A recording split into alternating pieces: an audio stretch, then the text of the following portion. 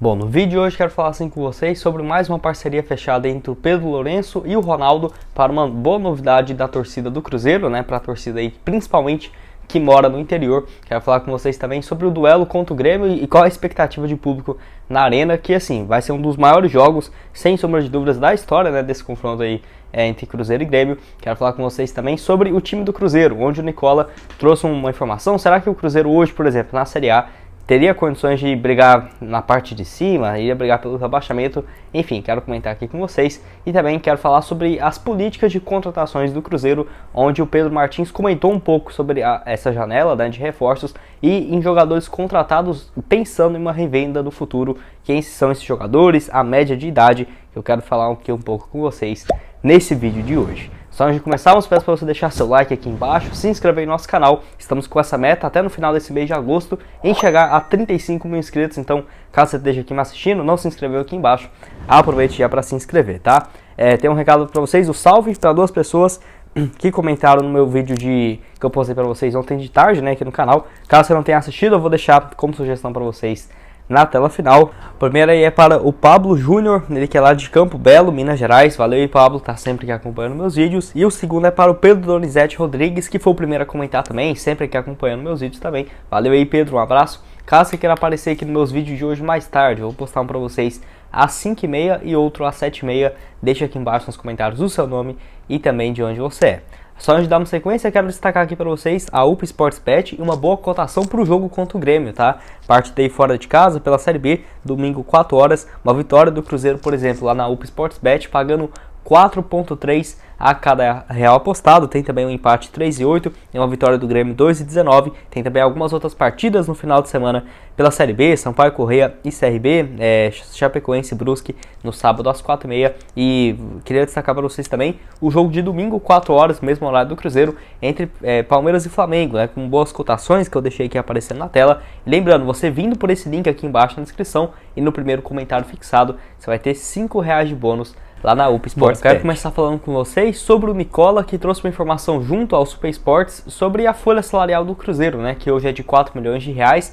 E assim, de acordo com o jornalista, se o Cruzeiro estivesse na Série A hoje, mesmo com esse time, não cairia, muito por conta também do desempenho e tudo mais, mas também se você for pegar a questão financeira, né, a folha salarial. Tudo bem que em 2019 nós caímos com quase 13, 14 milhões de reais de folha aqui no Cruzeiro, mas é claro que é uma situação diferente por conta do que esses jogadores já provaram ser capazes de fazer, e o Nicola trouxe assim, né, o que ele acha sobre esse caso, onde vale lembrar, o Cruzeiro hoje tem 17 pontos de vantagem para o quinto colocado, que é o Tombense, que acabou vencendo nessa rodada também, e assim, 9 pontos de vantagem para o vice-líder, né, uma vantagem em relação ao Bahia bem interessante. Como o Vasco também perdeu, o Cruzeiro ficou um pouco mais tranquilo. Caso tropece contra o Grêmio também, não vai ser um resultado horrível, pelo que eu já falei, né? Pelo que o Cruzeiro já fez, e também por conta dos adversários que não têm se ajudado, mas ajudado sim o Cruzeiro. E de acordo com o Nicola, a folha salarial do Cruzeiro de 4 milhões ficaria na frente de alguns times, por exemplo, que estão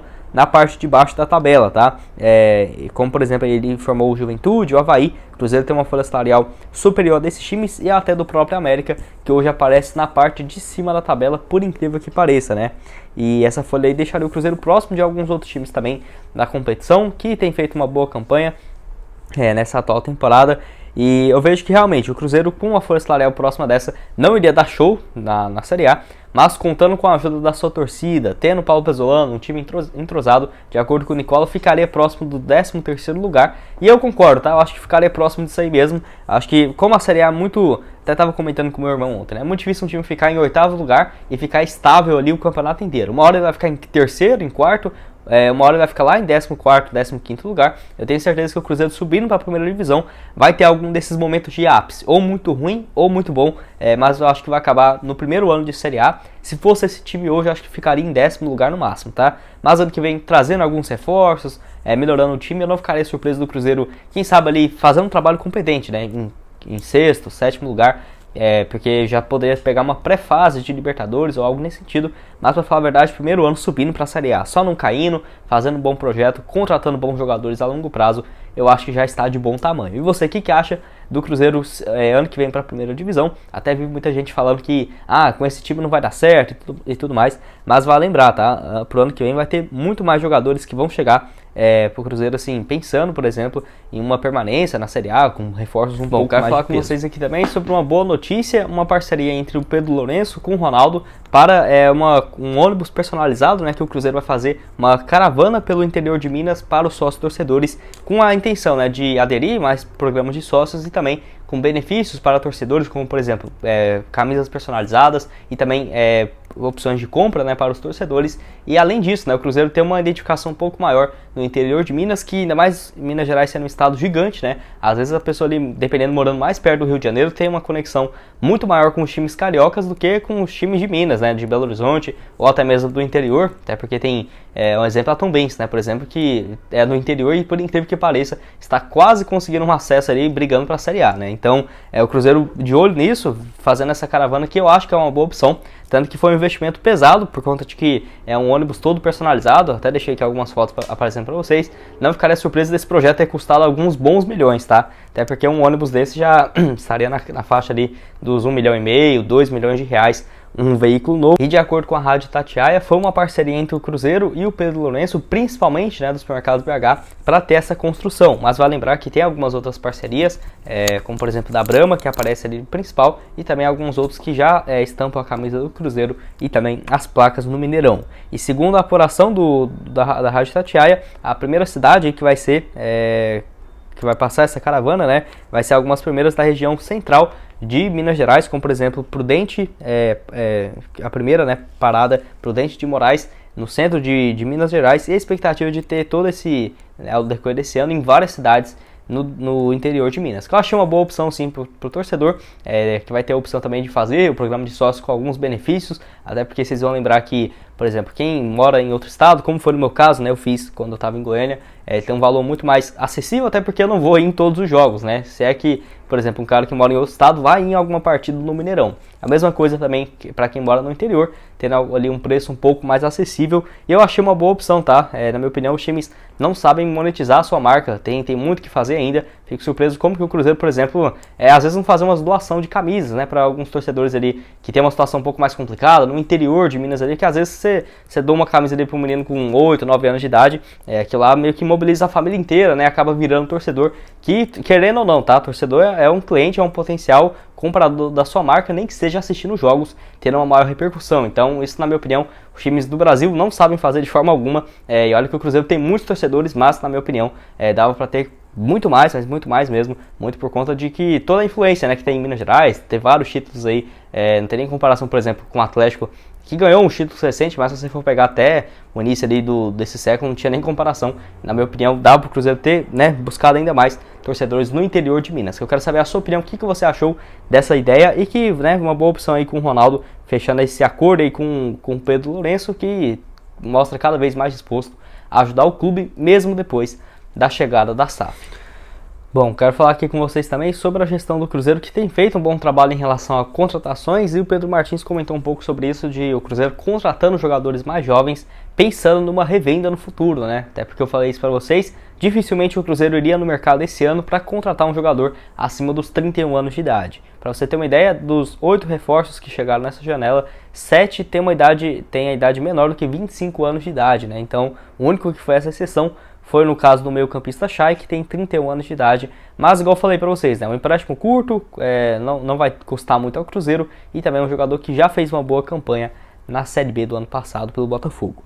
E assim, de acordo aí com o Pedro Martins, ele falou um pouco sobre essa gestão do Ronaldo, que ele comentou o seguinte, abre aspas, a partir de agora, nessa janela, o clube procurou também buscar jovens com potencial, não só para integrar o elenco de maneira imediata, mas também pensando numa revenda, fecha aspas, lembrando que chegaram vários jogadores por empréstimo, algum deles até o final de 2023, com o Cruzeiro tendo uma opção de compra. Bruno Rodrigues, junto a Tombense, empréstimo até o final de 2023. Juan Christian, também emprestado pelo Azures, esse que vai fazer, né, uma integração aí com o time principal, emprestado até o final de 2023. O Lincoln, dessa mesma forma, 21 anos de idade, emprestado pelo Vissel Kobe, o Cruzeiro tendo uma opção de compra no final do ano que vem. E o único que se encerra nesse ano, o Chay, que já tem 31 anos, se o Cruzeiro quiser ficar, o único que foi divulgado, que seria algo próximo de 2,5 milhões de reais para o Cruzeiro ficar em definitivo com o jogador ano que vem, pensando na Série A. Mas eu quero saber a sua opinião, o que você achou das políticas de contratações do Cruzeiro nessa atual temporada, e eu concordo também, tá? Até porque alguns jogadores no Brasil, por exemplo, com 22, 23 anos de idade, parece que já passou da hora, né? Não vai dar para conseguir uma grande venda, mas, por exemplo, o Bruno Rodrigues vem, se destaca, e daqui a uns 2 anos é negociado com 27 anos de idade. Nós já cansamos de ver exemplos aqui no Brasil de jogadores um pouco mais veteranos que estão vivendo uma boa fase e receber propostas ali de 25, 20 milhões, 30 milhões de reais de times dos Emirados. Então eu acho interessante essa política de contratação, a maioria abaixo dos 25 anos de idade. Bom, e o último assunto desse vídeo que eu quero comentar com vocês é sobre o jogo desse final de semana entre Grêmio e Cruzeiro, que já foram mais de 50 mil ingressos vendidos, mais de 44 mil ingressos vendidos para esse jogo, tá? De acordo com o Globoesporte.com, e a expectativa de quase 50 mil torcedores nesse duelo. Lembrando que eu estou aqui em Porto Alegre, vocês sabem que eu estou viajando no Brasil esse ano, e tive sorte agora que eu estou em Porto Alegre, vai ter esse jogo contra o Grêmio. Eu tentei inclusive comprar os ingressos para a torcida do Cruzeiro para ir nesse jogo como visitante, mas só vai sair esses ingressos no domingo a partir das 11 horas. Eu achei isso bem errado, tá? Por parte ali do Grêmio, porque é perigoso ele formar uma fila gigantesca, é até perigoso você ir pro estádio com a camisa do seu time, tá? Pra você ver como que as coisas aqui no Brasil é muito mal organizada e vai acabar sendo vendido na hora do jogo, e um público gigante, né? Interessante aí pra ver como que vai ser essa partida. A torcida do Cruzeiro e do Grêmio que nunca se enfrentaram numa ocasião como essa, né? Esse ano, infelizmente, o Cruzeiro não pôde fazer o jogo no Mineirão, que seria um show também, né? Com possivelmente 50 mil torcedores no Mineirão, e nesse jogo na Arena do Grêmio pode ter isso também, porque vai mobilizar bastante, né, a torcida do Grêmio, que tem alguns bons públicos também nesse ano na Série B. Tem exemplo aí da vitória de 2-1 contra a Ponte Preta num domingo de manhã, com mais de 43 mil torcedores.